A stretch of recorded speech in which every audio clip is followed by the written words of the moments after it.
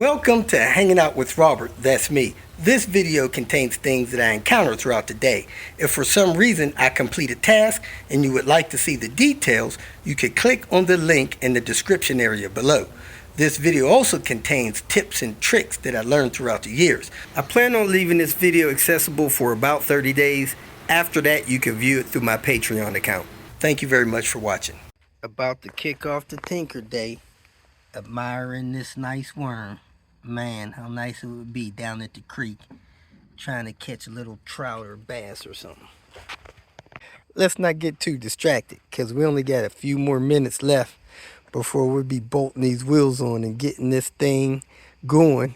So good morning, party people. Let's get this thing cracking and rolling. All right, from what I could tell, we got to add fluids, put on the intake piping. We need to find a clamp to finish that off. Hook up the steering inside. Put in the battery. And we might be ready to put this thing on the road. So let me get ready. Get this thing fired up.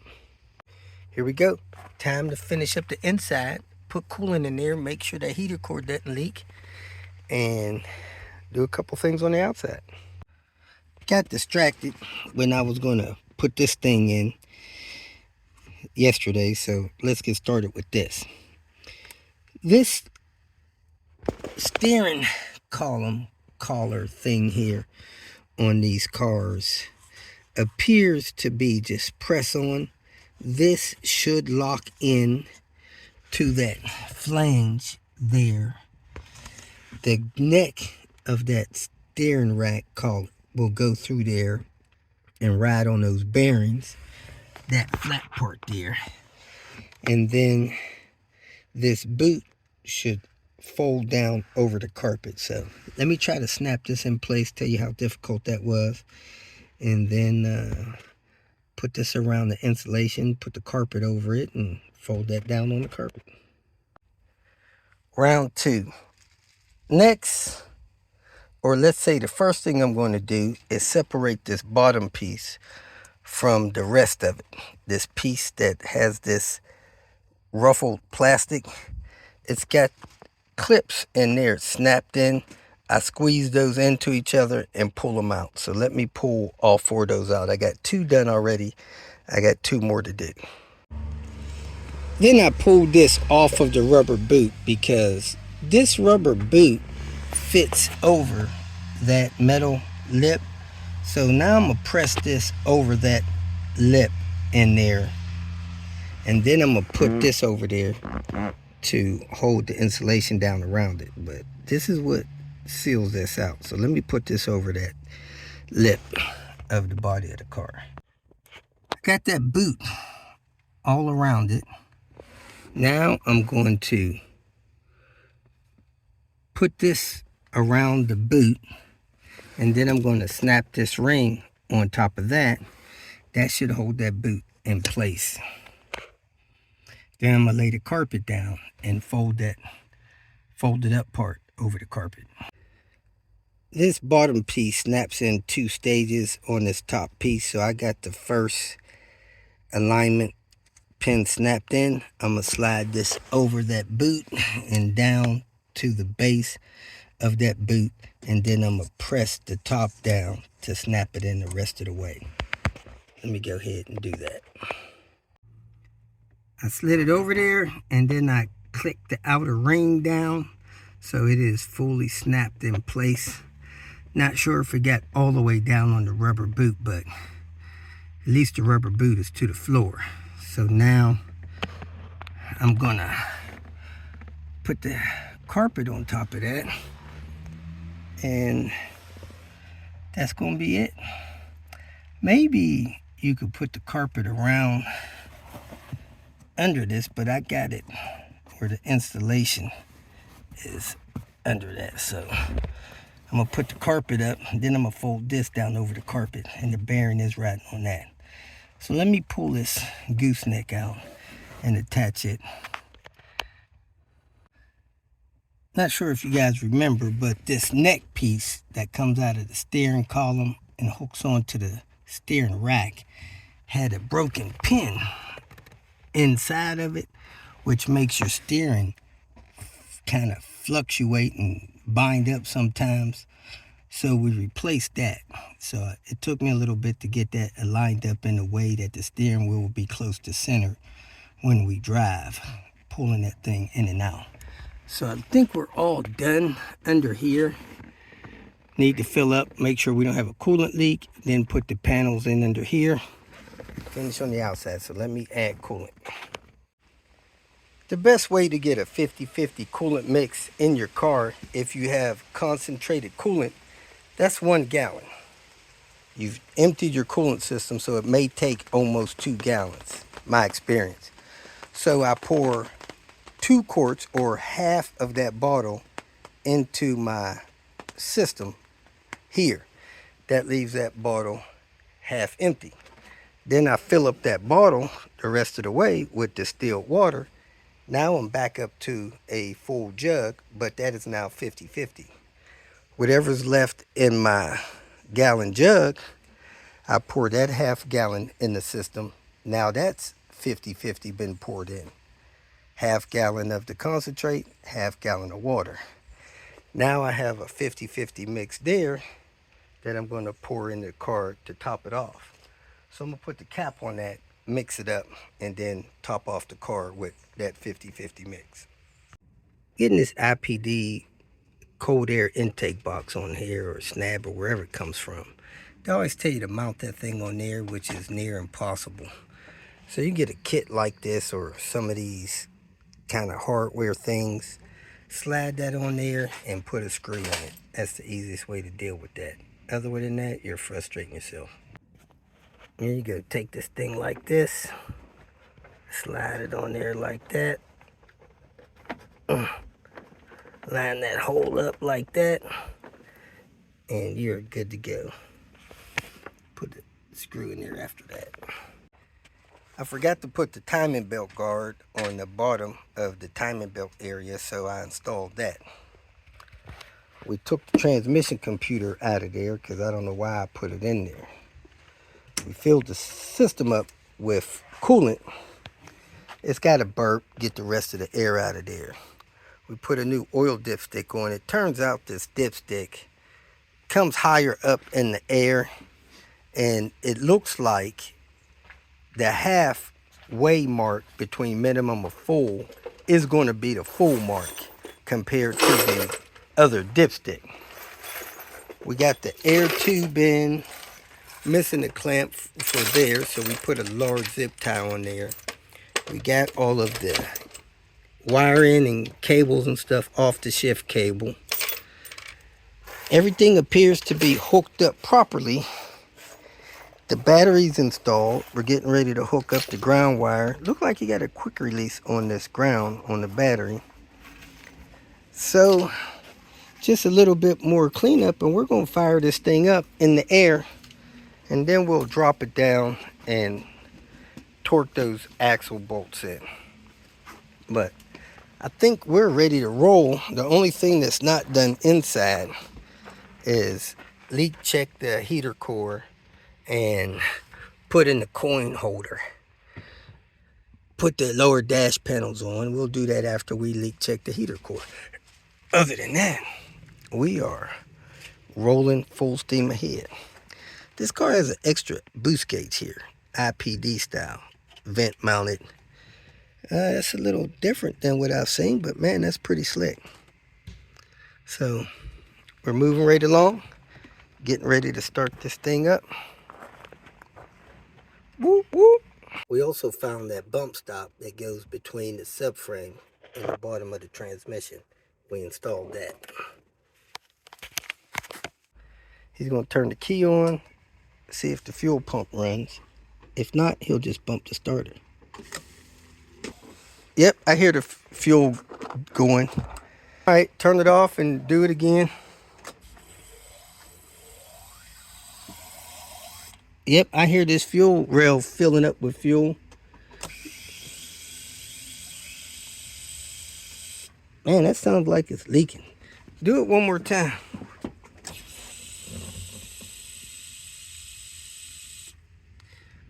All right, make sure it's in neutral, push the clutch in, try to start it.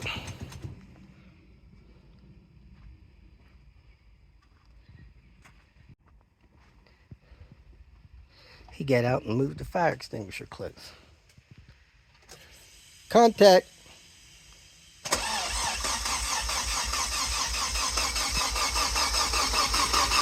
All right, stop. I forgot you unplugged the coil.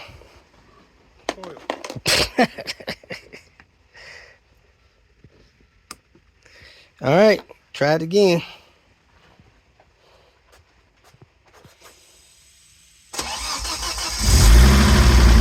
Woohoo! Fire's right up. Timing belt's tracking good. Let's go see what we got going on out the exhaust. Man, I don't see any smoke out the exhaust. Ah, little bit. There we go, a little bit more. Sounds good. Gonna let it idle for a few minutes, then check the oil. See if it's mixing coolant. Could have had a little bit of coolant leak in there. Timing belt area is running really straight. That's good. I don't even see any smoke up out here yet. Nice. And the wheels are not turning in neutral. That's a good sign. Put it in second gear. See if the wheels turn. Let out the clutch real slow.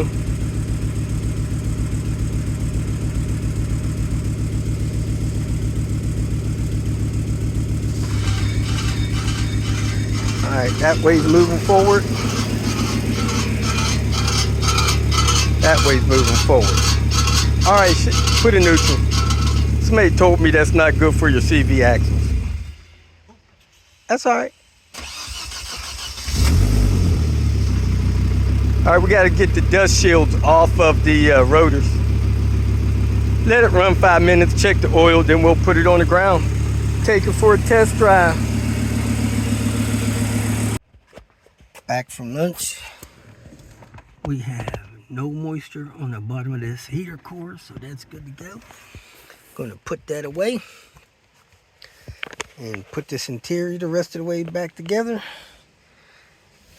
Put these wheels the rest of the way on, drop the car to the ground, torque those axle nuts, and go on our test drive. Whenever I have a car up on 4 jack stands, up in the air kind of high, you got to be careful when you're letting the car down, because it'll have this tendency to try to rock off of those jack stands. I don't do it side to side, I do it front to back. I make sure the jack is on a hard surface where it can roll. The jack can roll when you're jacking it. I jack the back of the car up, actually by this tow hook. As long as the car's not overloaded with something, it could actually be lifted up with that without damaging anything. I would go under just a little bit more so the jack don't slip off of the hook. Like put it on the back side of it, right there. All right, go ahead, jack it up. Lift it up just high enough to get your jack stands lowered, and let it back down on the lowered jack stands. Then go up front, jack it up by the middle of the subframe. Yeah, see how they're tilting a little bit? Go it up a little bit more. The front tire's on the ground. Is the car in gear? Make sure the car is in first, so the car's not trying to roll back.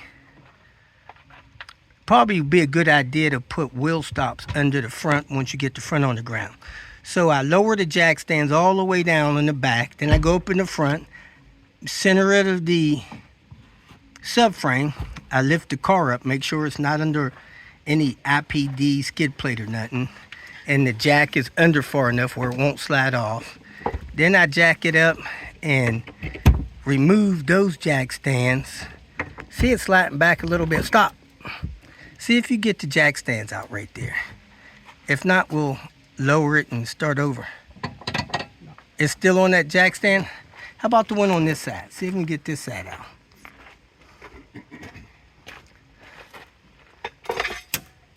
All right, I'm gonna lower this down slowly, and then we'll work on getting that jack stand out.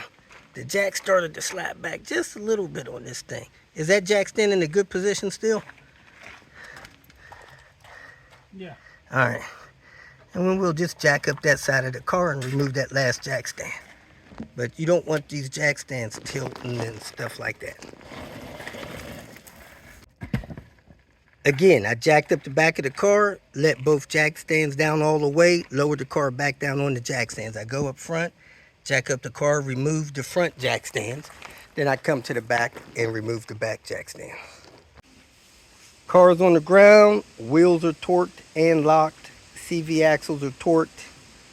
We topped the coolant up again. It was down about a half a bottle, put it all the way up near the top. Hopefully we won't get a low coolant light. There's no evidence of leaks. The oil was on the very bottom of the dipstick. It looked clear there, and it looked clear inside the engine. So probably got no coolant in the oil passages. So we put another quart of oil in here because it was at least a quart low.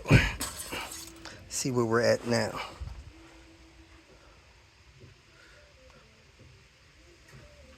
We're still low according to this, but we're going to go ahead and test drive and see where we end up. We know we put 6 quarts in there, so should be good to go. We need to find a clip for this throttle. That's missing. Just a highlight of a few things that was done. The cylinder head was rebuilt because it was consuming oil. We wanted to stop the oil consumption and prevent a burnt valve. It's just when you're consuming oil a quart every 1,000 miles or so, just best to do your cylinder head. If it's never been done to your knowledge, get it out of the way, put Volvo valve stem seals on there. We replaced the power steering lines, we replaced the condenser, replaced the AC compressor, replaced the intercooler with a DO88 performance intercooler, replaced the radiator with a DO88 radiator, replaced the exhaust, put the rib kit back on. We converted it from automatic transmission to a manual transmission, and we installed a quaif in that transmission.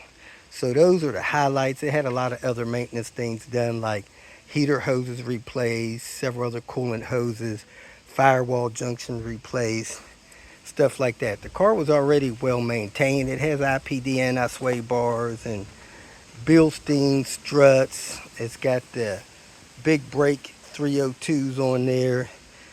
Inside is very clean. It's a nice car. We're going to scan it, check the mileage in the cluster, and take it for a test drive.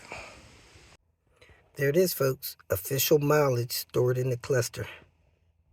So we're about to go for our maiden voyage.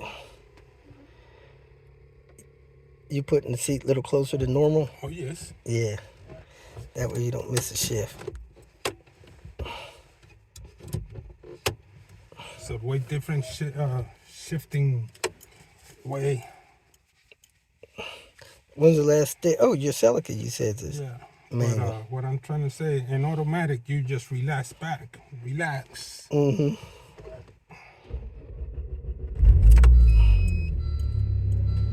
Fires right up, sounds nice and cool. I should scan that, see what those codes are in there.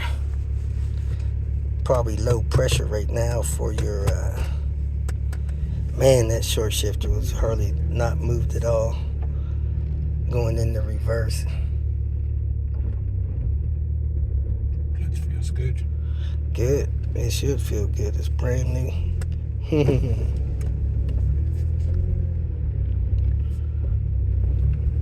It should be a little bit grabby for about 600-700 miles or 1,500 miles. I don't know how you're supposed to burn them in, but people say you should burn them in some kind of way. I don't know what kind of way that is. Hadn't installed it yet, man. You're doing good. It's the moment of truth. The moment of truth. First gear. We are going, folks.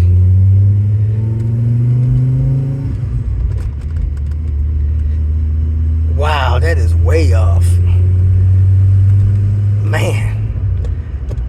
I probably just need to pull the steering wheel and fix it that way. That is way off. Oh, goodness. We're gonna pull the steering wheel and get that thing a lot straighter than that. Whew. We're in third, folks. Moving right along. Suspension is tight on this thing.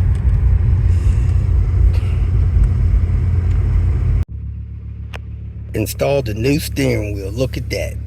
And I get to do the maiden voyage with the new steering wheel. We had to add coolant, but man, we could not get that coolant reservoir cap open. Too much air in the system. So we topped the coolant off, topped off the power steering fluid. I'm gonna take it for a little drive here and see if the steering wheel's straight. This is a good example of the single mass flywheel clutch chatter. When the clutch is in, it's silent. When you release the clutch, you can hear the chatter.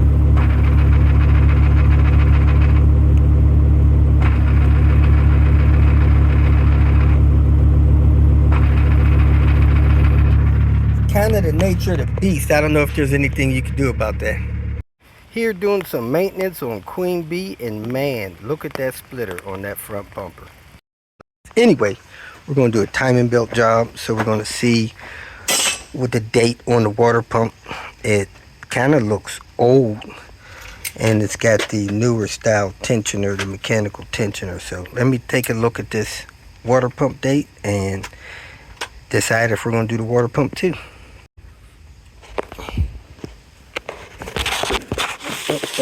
Okay, see. My photos of the water pump date is blurry, but it looks like a 09 water pump, which would mean it is over 10 years old. My general policy is replace the water pump when they're 10 years old, and that's it. If they're not 10 years old, don't replace them. I've seen these water pumps go 500,000 miles. Mine on Panther went 20 years. Actually, it was like 25 years and 258,000 miles. So they can go a long time. This one's been replaced once, but like I said, it looks 10 years old. Cold engine. Look at that gasket. The whole thing came off. I just need to polish that up with a wire brush and put the new one on. Got this water pump area cleaned up. A little bit more there, a little bit more there, and then I'll put this water pump on. All right, it feels smooth as a baby's bottom, and we're gonna go ahead and put it back on. It's all clean enough. I'm gonna wipe that, hit that little spot right there, wipe this dust out of here, and I'll put it on. And that crank is right on the mark. Man, I wish people would quit contacting me talking about TDC, but man, they still do. I don't know why. Everything's in. Tensioner's in, tightened. It's set at the right temperature. That's on the mark. That's on the mark. The crank is still on the mark. Belt seems like it's hanging off of this roller a little bit, so we're going to start it up just to make sure it's tracking right and wrap this up. Ready to fill it up with coolant, put the serpentine belt on, and fire this thing up. After I put the computers in, I'm going to put the serpentine belt on, drop in the computers, fill it up with coolant, and start her up. He's going to start the car, make sure this track's right. It's got coolant in it. Oh, the battery's disconnected because I had the computers out. I still don't have the computers in. Hold on a second. Here we go, folks. Fire it up. Even though we have a tool missing.